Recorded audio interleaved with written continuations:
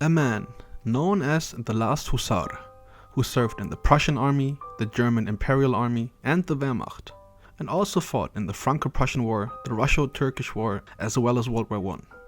Today we talk about August von Mackensen. He became one of the most iconic figures in Prussian militarism. August von Mackensen wasn't just a general, he was a symbol of Germany's imperial past. But how did he achieve such a legendary status?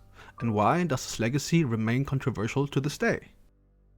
Born in 1849 in Saxony, August von Mackensen grew up in a modest family. His early military career began in the Prussian army, where he quickly distinguished himself with discipline and leadership. Rising through the ranks, he caught the attention of Field Marshal Helmuth von Moltke, who became his mentor. By the time World War I broke out, Mackensen was already a decorated officer. He had previously served in the Franco-Prussian War of 1870 till 1871, where he distinguished himself in the Battle of Sedan and the Siege of Paris.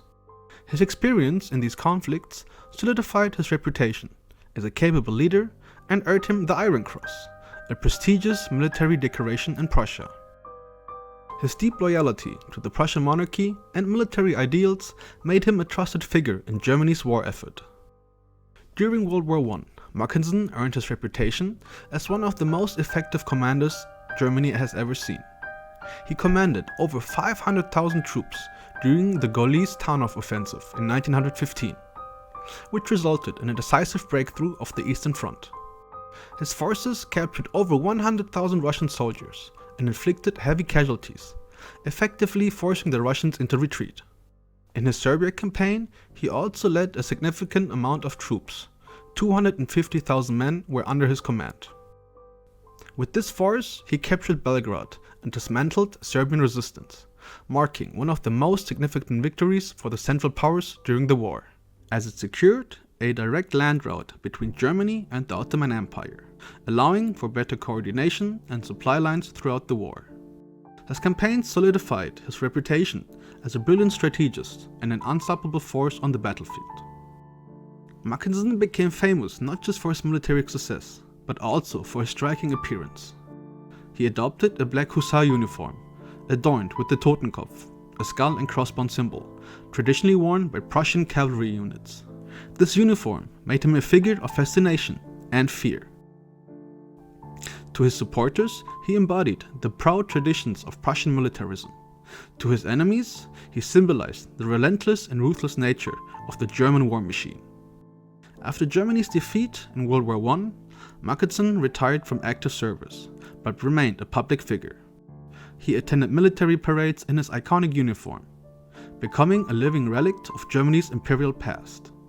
Despite his association with the old monarchy, Mackensen maintained a complex relationship with the Nazi regime.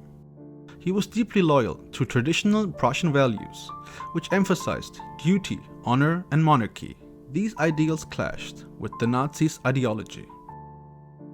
Mackensen publicly appeared at events alongside Hitler, but he never fully supported the Nazi agenda. He criticized the brutal tactics of the regime and its disregard for the old military traditions. His complicated stance made him a symbol of the old guard, caught between two very different visions of Germany's future. Mackensen lived to see the fall of the Third Reich, passing away in 1945 at the age of 95. His funeral was attended by surviving officers of the old Imperial Army, marking the end of an era. August von Mackensen remains a controversial figure in history. To some, he was a brilliant military leader and a symbol of German resilience. To others, he represented the militarism that led Europe into catastrophic wars. His history is a reminder of both the glory and tragedy of Prussian history. History is filled with complex figures who leave behind equally complex legacies. What other forgotten leaders shaped the world as we know it? Let us know in the comments which topic we should cover next. And don't forget to like, subscribe, and share. And as always, this is HistoryCrafts, where history crafts itself.